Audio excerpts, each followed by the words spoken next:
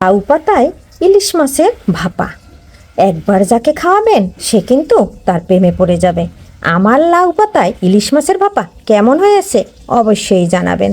একবার যদি রেসিপিটি ভালো লেগে যায় লাইক শেয়ার সাবস্ক্রাইব করতে ভুলবেন না। আর আমার চ্যানেলের সবাই সাথে থাকবেন।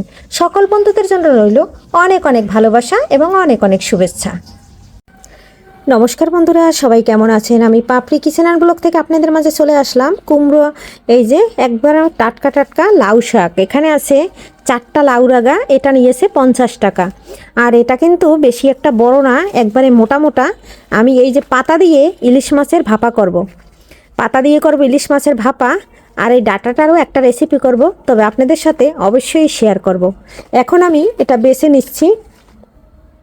এরকম মোটা মোটা লাউ শাকের ডাটা খেতে দারুণ লাগে, তাই ভাবছি ডাটাগুলো মাছ দিয়ে রান্না করব আর পাতাগুলো দিয়ে মাছের ভাপা করব। ইলিশ মাছের, যে কোনো মাছ দিয়েই ভাপা করা যায়, চিংড়ি মাছ দিয়েও করা যায়, ইলিশ মাছ দিয়েও করা যায়। দেখি প্রথমে তো ইলিশ মাছ দিয়ে করব, তারপরে এখন আমি এটা বেছে নিচ্ছি খুব সুন্দর করে। পাতাগুলো বড় বড় করে আলাদা আলাদা করে বেছে নিচ্ছি আর ডাটাগুলোও বেছে নিচ্ছি। সঙ্গে থাকুন বন্ধুরা আর সাথে থাকুন। বন্ধুরা, এই যে লাউ শাকটা খুব সুন্দর করে বেছে নিয়েছি আর ডাটাগুলো আলাদা করে নিয়েছি। এখন আমি এই লাউ শাক দিয়ে যে ইলিশ মাছ ভাপা করব, সেই ইলিশ মাছের ভাপার জন্য এখানে নিয়েছি 1 চামচ সাদা ও লাল সরিষা, 2টো নিয়েছি শুকনা লঙ্কা, নিয়েছি ফ্রোজেন করা নারকেল, নিয়েছি একটা পেঁয়াজ, নিয়েছি কয়েকটা কাঁচামরিচ। এগুলো আমি ব্লেন্ডার করে আনবো। সাথে দেবো একটু লবণ আর একটু দেবো হলুদের গুঁড়া। এটা দিয়ে ব্লেন্ডার করে তারপরে কিন্তু আমি মশলাটা তৈরি করে নেব। তবে সঙ্গে থাকুন, সাথে থাকুন, আমি ব্লেন্ডার করে আসতেছি। বন্ধুরা, এই যে মশলাটা ব্লেন্ডার করে নিয়েছি। বন্ধুরা, মাছের পিসগুলো একদম ধুয়ে টুয়ে খুব সুন্দর করে চলে আসলাম রান্না করতে। আর এই যে দেখুন, এখানে 9 পিস মাছ নিয়েছি। মশলাটা খুব সুন্দর করে ব্লেন্ড করে নিয়েছি। বন্ধুরা, মশলাটা কিছুটা সরিষার তেল দিয়ে খুব সুন্দর করে মেখে নিচ্ছি। এই রেসিপিটা পুরোটা সরিষার তেলে করব। ফ্রাই প্যানে সরিষার তেল দিয়ে দিয়েছি। আর বন্ধুরা, সরিষার তেলটা দিয়ে এখানে আমি মেখে নিচ্ছি। আর এখানে কিন্তু সব ধরনের মশলা দেয়া আছে। আর আমি এখন এই মশলাটা তেল দিয়ে খুব সুন্দর করে মেখে নিলাম। আর যেহেতু সব মশলা দেয়া আছে, এখানে আর কোনো মশলা দিতে হবে না। এখন আমি এই মাছগুলো খুব সুন্দর করে অর্ধেকটা মশলা দিয়ে মেখে নেব।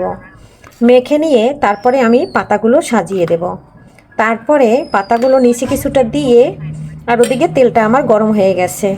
আমি এই যে কিছুটা মশলা আমি এখানে মেখে নিলাম। আর এখানে বন্ধুরা, মাছ থেকে কিছুটা জল ছেড়ে দিয়েছে, যেহেতু ফ্রিজের মাছ। আর কাঁচামরিচগুলো মাছের উপর থেকে খুব সুন্দর করে দিয়ে দেব। এখানে তেলটা গরম হয়ে গেছে। এখানে আমি কিছুটা পাতা এভাবে ছড়িয়ে দিয়ে দেব। এখানে আমি 6টা পাতা দিয়ে দিয়েছি। এখন আমি মাছগুলো সম্পূর্ণ এর উপরে দিয়ে দেব। বন্ধুরা, মাছগুলো এখন ঢেলে দিয়েছি। আমি খুব সুন্দর করে পাতার ভিতরে সাজিয়ে নিচ্ছি। আর এই যে মরিচগুলো এক একটা মাছের উপর এভাবে দিয়ে দেব। আর এই সিদ্ধ মরিচগুলো খেতে দারুণ লাগবে। সবগুলানের উপর এক একটা মরিচ দিয়ে দিচ্ছি। আমার রেসিপিটা আপনাদের কাছে আজকে কেমন লাগছে অবশ্যই জানাবেন। আর সবাইকে বলবো, সবাই একটা লাইক দিয়ে ভিডিওটি কন্টিনিউ করবেন। বাটিতে যে অবশিষ্ট মশলাটা ছিল সেটা আমি এই যে পুরাটা ঢেলে দিয়েছি। আর এখন কিন্তু আমি এর উপর থেকে পাতা দিয়ে ঢাকনা দিয়ে চাপা দিয়ে ঢেকে দেব। আর জালটা একদম লো আঁচে রাখবো। তাই বন্ধুরা, সাথে থাকুন, দেখতে থাকুন। আর আমার রেসিপি কাছে দূরে দেশ ও দেশের বাহির থেকে যারা দেখছেন বা দেখা শুরু করছেন, সবাইকে জানাচ্ছি মন থেকে অফুরন্ত ভালোবাসা। এই যে উপর থেকে আরও 4টা লাউ পাতা দিয়ে খুব সুন্দর করে ঢেকে দিচ্ছি।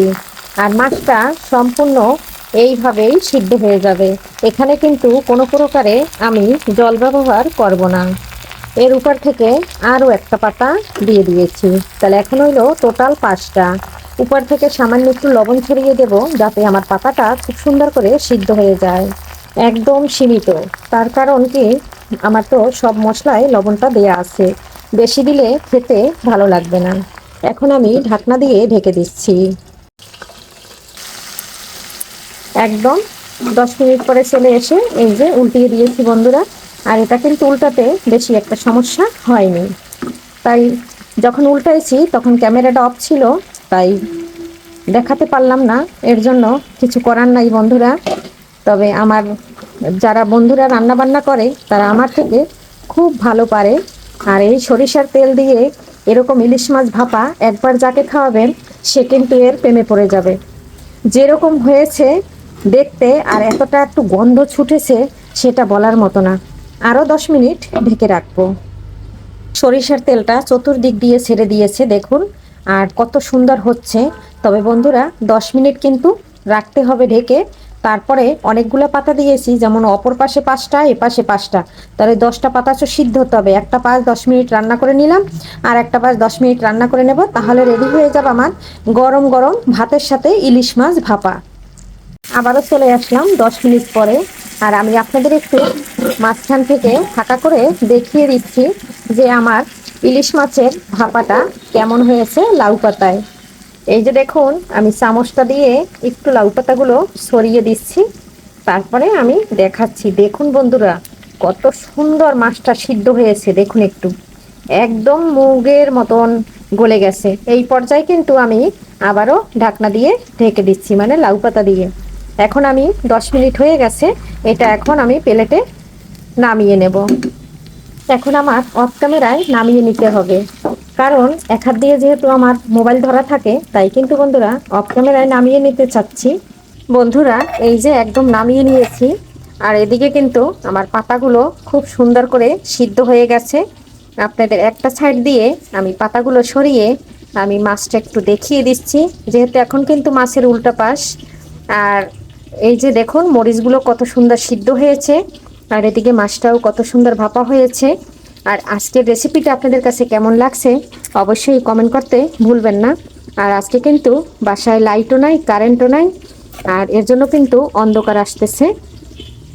আমি কিন্তু ধনেপাতা দিই নাই, এর উপর থেকে একটু ধনেপাতা ছড়িয়ে দিচ্ছি, তাহলে কিন্তু।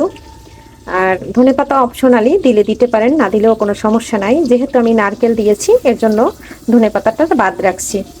আজকের বন্ধুরা এখান থেকে বিদায় নিচ্ছি। সবাই ভালো থাকবেন, সুস্থ থাকবেন, আর কমেন্ট করতে ভুলবেন না আমার রেসিপিটা কেমন হয়েছে।